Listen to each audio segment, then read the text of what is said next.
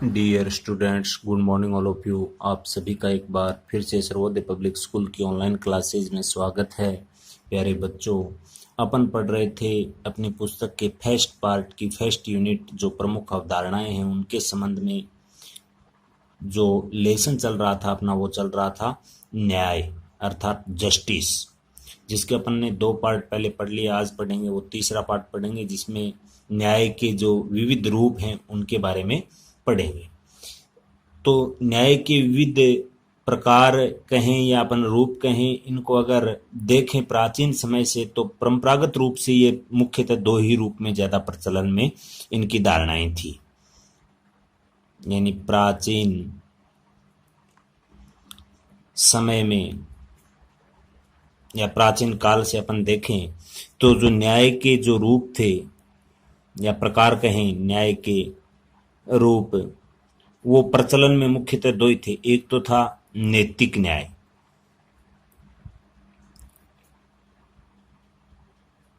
और जो दूसरा था वो था अपने जैसे लीगल जस्टिस बोले या कानूनी न्याय। लेकिन धीरे धीरे विभिन्न विद्वानों की विचारधाराओं में परिवर्तन की वजह से इस न्याय को व्यापक दृष्टि से देखा जाने लगा। तो वर्तमान में इसके जो नए स्वरूप आए सामने, वो आ गए। एक तो आर्थिक न्याय, अगर अपन वर्तमान की बात करें तो इनके साथ साथ या नैतिक और कानूनी न्याय के साथ वर्तमान में देखें तो आर्थिक न्याय,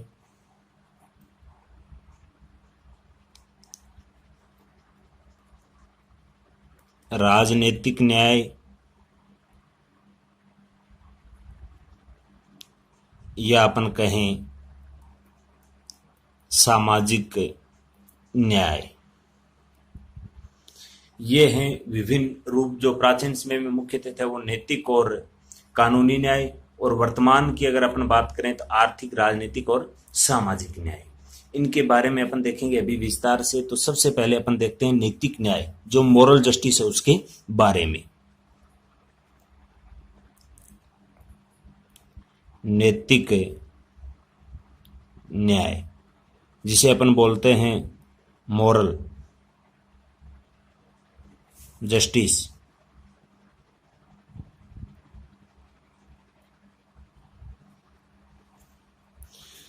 इस नैतिक न्याय है वो मुख्यतः व्यक्ति के अपने सदचरित्र पर आधारित है।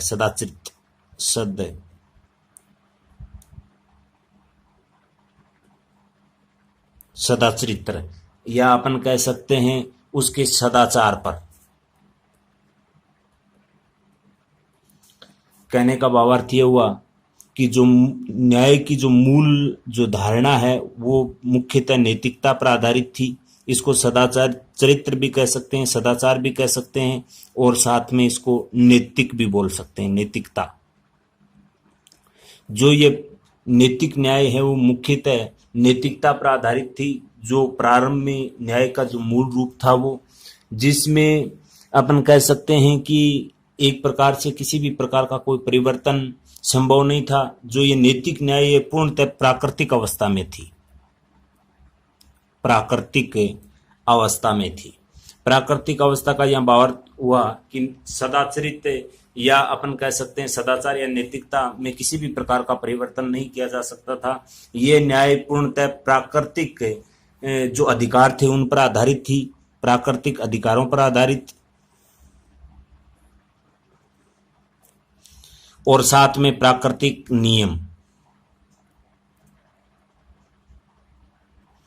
उन पर ही व्यक्ति को एक प्रकार से अपना जीवन व्यतीत करना पड़ता था। कहने का सीधा सा अर्थ है कि वह जो प्राकृतिक न्याय वो नैतिकता पर आधारित है, इसमें किसी भी प्रकार का कोई परिवर्तन नहीं किया जा सकता था। ये प्राकृतिक नियम और प्राकृतिक जो अधिकार हैं उस पर ही एक प्रकार से मनुष्य को अपना जीवन व्यतीत करना पड़ता था। और जो व्यक्ति है वो आचरण से बिल्कुल क्या होता था, सदाचारी होता था। ये भी अपन को ध्यान में रखना है। और जो इस प्रकार की अवस्था थी जिसको अपन ने किस नाम से जाना था, मॉरल जस्टिस या नैतिक न्याय जिसे अपन कहते हैं।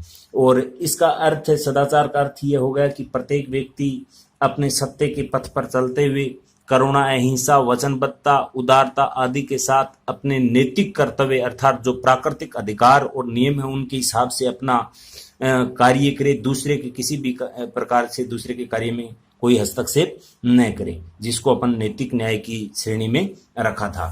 इसके बाद में जो दूसरी न्याय थी वो कानूनी न्याय जिसे अपन लीगल जस्टिस बोलते हैं।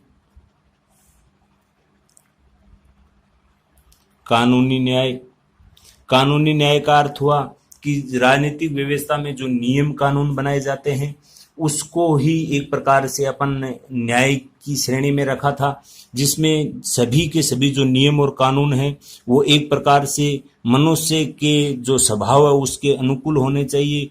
किसी भी प्रकार का भेदभाव और मनुष्य के बीच में उत्पन्न करने वाले नियम कानून नहीं होने चाहिए। और इसी के अंतर्गत ये जो न्यायिक अवधारणा है, जो कानूनी न्यायिक अवधारणा है, उसके अंतर्गत जो मुख्यतः बल दिया गया था वो दिया गया था कि सरकार ऐसे कोई भी नियम ना बनाए, सरकार ऐसे कोई भी नियम ना बनाए जिसमें किसी भी प्रकार का, जिसमें किसी भी प्रकार का भेदभाव हो, यानी भेदभाव वाले नियम नहीं होने चाहिए। बिल्कुल समानता पर आधारित नियम होने चाहिए। सरकार द्वारा बनाए गए नियम कानून सभी पर समान रूप से लागू होने चाहिए और उनका उल्लंघन करने पर सभी को समान रूप से दंडित किया जाना चाहिए। उसकी सजा के एवरेज में या जितना उल्लंघन किया है उसकी सजा क्या है उसके एवरेज में बिल्कुल सजा दी जानी चाहिए। किसी भी प्रकार का कोई पक्षपातपूर्ण व्यवहार नहीं किया जाना चाहिए, जिसे अपन बोलते हैं कानूनी न्याय। इसके बाद में अगर अपन बात करते हैं तो वो आती है अपनी आर्थिक न्याय, जो वर्तमान समय में मुख्यतः प्रचलन में है। आर्थिक न्याय का उद्देश्य है एक प्रकार से आर्थिक समता स्थापित करना समाज के अंदर, यानी समाज में आर्थिक समता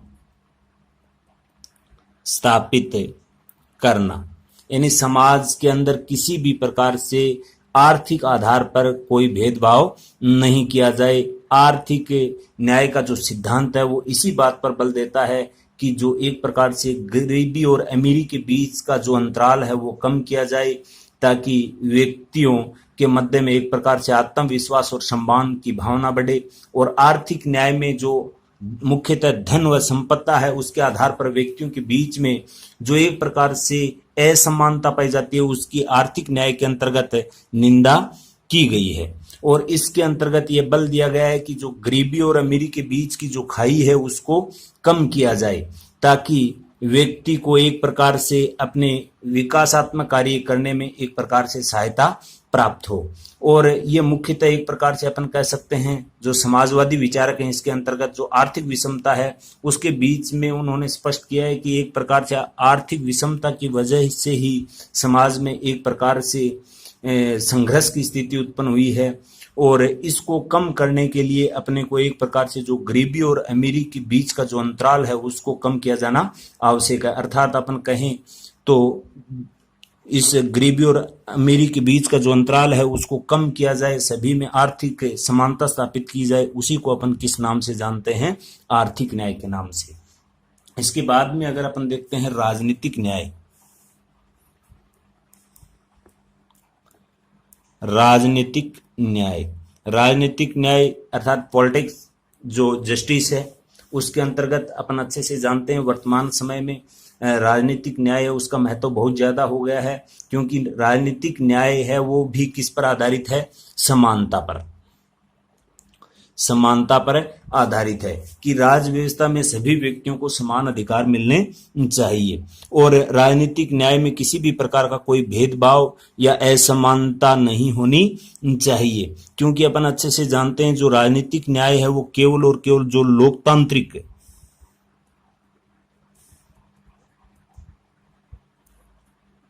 देश हैं उसके अंदर ही एक प्रकार से संभव है।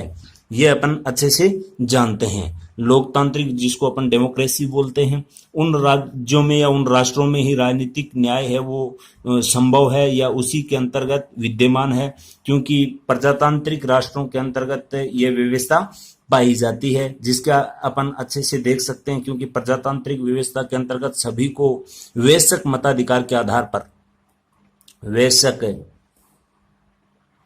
मताधिकार के आधार पर मत देने का अधिकार है। अपने भारत की बात करते हैं तो भारत विश्व का सबसे बड़ा लोकतांत्रिक राष्ट्र है, जिसमें जो वयस्क मताधिकार की आयु सीमा थी वो पहले 21 थी।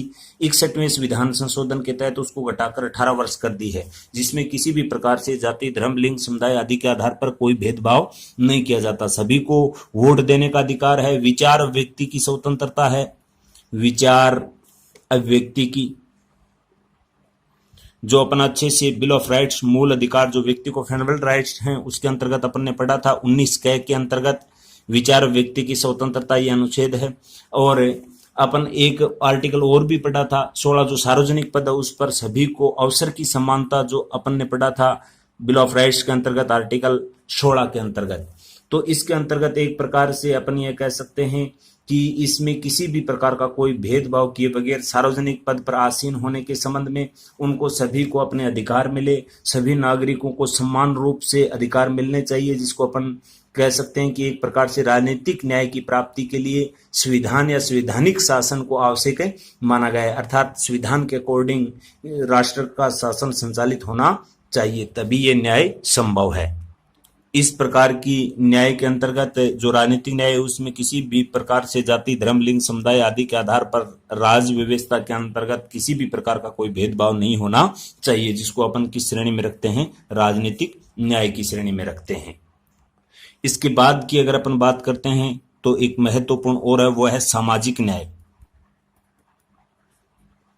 सामाजिक न्याय अर्थात पूरे समाज में ऐसी व्यवस्था स्थापित की जाए जिसमें किसी भी प्रकार से एक प्रकार से सामाजिक आधार पर या सामाजिक स्थिति के आधार पर कोई भेदभाव नहीं होना चाहिए। यानी सामाजिक स्थिति के आधार पर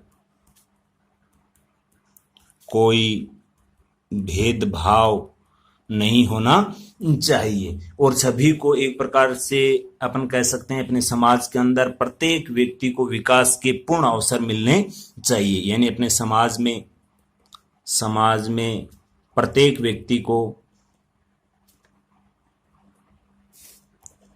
विकास के पूर्ण अवसर मिलने चाहिए। और इस प्रकार की व्यवस्था को बनाए रखने के लिए एक प्रकार से राज्य से आशा की गई है कि इस प्रकार से अपने नीतियों का निर्धारण करे, जिसमें किसी भी प्रकार से अपन कह सकते हैं विधायी और प्रशासनिक नियमों में इस प्रकार का कोई भेदभाव है वो विद्यमान नहीं हो, जिसमें अपने समाज के अंदर जाति, धर्म, लिंग, समुदाय आदि के आधार पर किसी भी प्रकार का कोई भेदभाव हो। इस संबंध में अपन अच्छे से जानते हैं जो जॉन रॉल्स है उन्होंने सामाजिक न्याय पर विशेष महत्व भी दिया था, जिसको अपन ने इससे पिछले वाली कक्षा में पढ़ा था। और सामाजिक न्याय के अभाव में अपन जो समानता है, इक्वलिटी, समानता, वेल्युअलिज्म, स्वतंत्रता उसकी कल्पना नहीं कर सकते। कहने का भावार्थ ये हुआ कि सामाजिक न्याय का अर्थ है अपने समाज के अंदर किसी भी प्रकार से सामाजिक, आर्थिक, राजनीतिक आधार पर या किसी जाति, धर्म, लिंग, समुदाय आदि के आधार पर किसी भी प्रकार का कोई भेदभाव नहीं होना चाहिए, ताकि अपने समाज में समानता बनी रहे और सभी को स्वतंत्रता मिले, प्रत्येक व्यक्ति का सर्वांगीण विकास हो सके। इस प्रकार की व्यवस्था दी हुई है। इसके बाद में अगर इस न्याय का अगर अपन निष्कर्ष देखते हैं इसका, तो उसका निष्कर्ष यही निकल कर आता है कि अपन ये कोई आज की नई अवधारणा नहीं है। न्याय ये प्राचीन काल से जो चली आ रही है वही अवधारणा है, सभी के विचार वही है, सदाचार पर आधारित है, नैतिकता पर आधारित है। जो विभिन्न मान्यता उनकी आलोचना करते हुए जो नवीनतम परिवर्तन उनके आधार पर एक प्रकार से समानता व स्वतंत्रता पर इस पर बल दिया जाता है, जिससे प्रत्येक व्यक्ति का एक प्रकार से सर्वांगीण विकास हो सके और प्रत्येक व्यक्ति को अपनी आवश्यकता के अनुसार अपन कह सकते हैं एक प्रकार से संसाधन उपलब्ध हो सके। और इस प्रकार की न्याय में किसी भी प्रकार की वैकल्पिक सिद्धांत या विचार व्यर्थ ही होगा, जिसमें एक अपन कह सकते हैं कि जिसमें मनुष्य की आवश्यकताओं की पूर्ति नहीं हो। और जो व्यक्ति की आवश्यकताओं की पूर्ति तभी हो सकती है जब अपने समाज के अंदर समानता और स्वतंत्रता बनी रहेगी, और समानता व स्वतंत्रता तभी बनेगी जब नैतिक न्याय होगा, कानूनी न्याय होगा, आर्थिक न्याय होगा, राजनीतिक और सामाजिक न्याय अपने समाज के अंदर स्थापित होगा। तो इसी के साथ ये अपना न्याय चैप्टर है वो फर्स्ट लेसन फर्स्ट यूनिट का आज कंप्लीट होता है। आगे का पढ़ेंगे अपन कल की नेक्स्ट क्लास में। आज के लिए इतना ही, धन्यवाद।